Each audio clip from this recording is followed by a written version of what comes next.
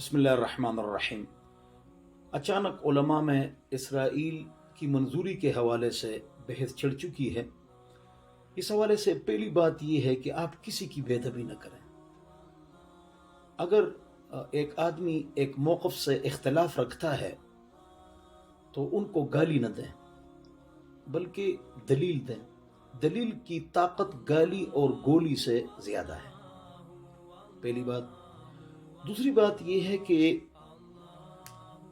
Israel को मंजूर करना चाहिए या नहीं, कुरान और हदीस का क्या हुक्म है।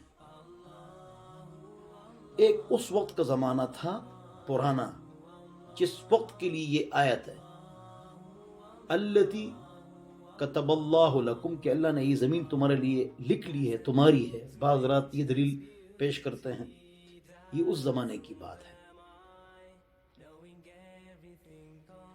फिर जो हालात तब्दील होते गए और खिलाफत उस्मानिया आई और इन इलाकों की चाबियां हमको दी गई, उसके बाद इन्होंने 1924 में नाजायज कब्जा किया। 50,000 अफराद थे। सुल्तान अब्दुल हमीद के पास जब ये आए, आखिरी खलीफा के हमको ये जगह मंजूर करके दे दो, उन्हें ज़मीन से टुकड़ा उठाया कि मैं मंजूर करके नहीं दूंगा। तो फिर बगावत हुई, कमाल अतातुर्क आया, अम्मी उसकी अहले किताब थी और तख्ता उसका उलट गया 1924 में। और जंग अजीम के बाद फ्रांस, अमेरिका, बरतानिया, इटली और जापान ने 4 साल में 150 के करीब मुलाकातें की। उस वक़्त मुलाकातें मुश्किल थी, जदीद दौर नहीं था। हर 10 दिन के बाद मुलाकात की, ताकि वहाँ पर इनके कब्ज़े को बरकरार रखा जाए। तो उनके कब्ज़े को वहाँ पर जाना बरकरार रखने के लिए उन्हें तगोदो शुरू की।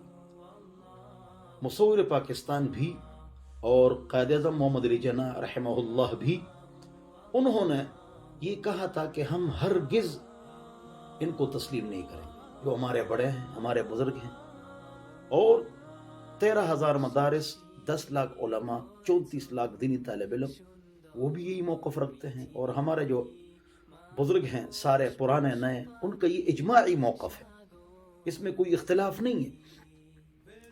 अगर आपने उनको मंजूर कर दिया तो गोया कि आपने दस्तखत कर ली कि उन्होंने जो नाजायज़ कब्ज़ा किया है, तो हम उसको तस्लीम करते हैं, हम उसको तस्लीम करते हैं। गोलान की पहाड़ियाँ हैं और मगरिबी इलाका है, इन्हें उसके बाद उन्होंने कब्ज़ा किया।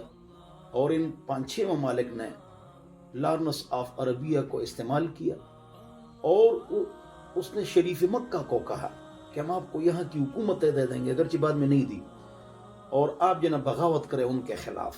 किन के खिलाफ? खिलाफत उस्मानिया के खिलाफ। और फिर उन्हें बगावत की।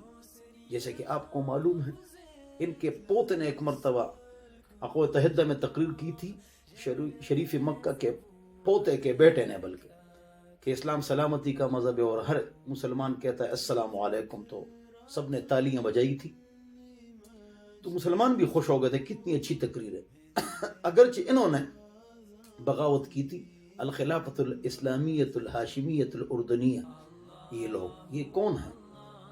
मैंने बता दिया कि जिन्होंने बगावत की थी और खिलाफत उस्मानिया के पटलियों पर और रेलगाड़ियों पर और एयरपोर्टों पर इन्होंने हमले किए थे। बहरहाल, तो इनके नाजायज़ कब्ज़े को तस्लीम किया जाए, ये दुरुस्त नहीं है। इंतज़ामी तौर पर हमारे बड़ों ने जो कुछ कहा है, हमारे उलमा ने जो कुछ कहा है, और इनको आस्तीन का साम बना दिया जाए। और मोहतरम जनाब इमरान खान साहब ने भी एक जुमला इरशाद फरमाया कि मैं इसराइल को तस्लीम करके अल्लाह को क्या जवाब दूंगा। बहुत अच्छा जुमला इरशाद फरमाया। और उलमा के सरदार हज़रत मौलाना फज़ल रहमान साहब ने भी स्टैंड लिया हुआ है कि इस तरह नहीं होगा।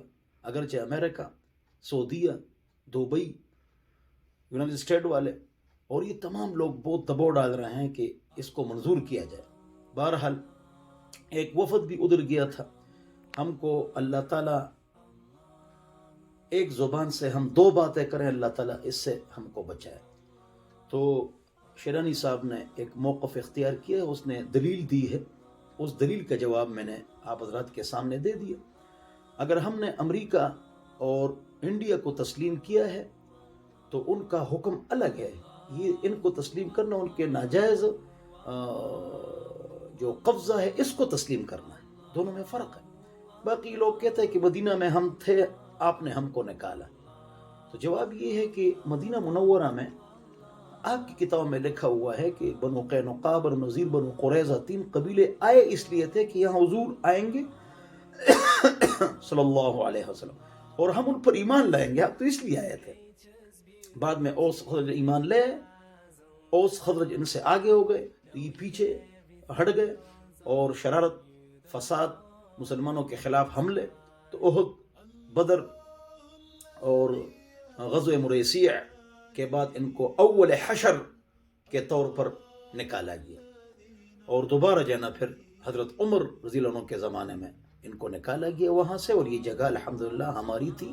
یہ تو حضور اکرم صلی اللہ علیہ وسلم پر ایمان لانے کے لیے یہاں آئے تھے. خلاصہ بحث کا یہ ہے کہ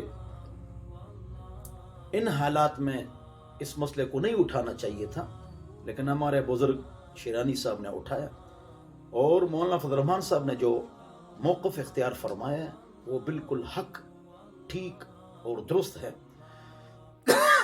وہ اداروں، علماء کرام اور تمام مکاتب فکر کا اتفاقی موقف ہے، اور اس میں کوئی اختلاف نہیں ہے. تو یہی اس کا خلاصہ ہے. باقی اس موقع پر ان کو اس طرح بیان نہیں دینا چاہیے تھا، اس لیے کہ مولانا اس وقت تیزی سے آگے جا رہے ہیں، تو اس وقت یہ بیان نہیں دینا چاہیے تھا. بہرحال میں نے اس لیے اس موضوع پر گفتگو کی کہ ہم کو حالات کا پتہ لگ جائے کہ اس کی کیا حقیقت ہے، اس مسئلے کی کیا حقیقت ہے. تو اللہ تعالی ہم سب کو عمل کی توفیق عطا فرمائے، اور اللہ تعالی مسلمانوں کی حفاظت فرمائے.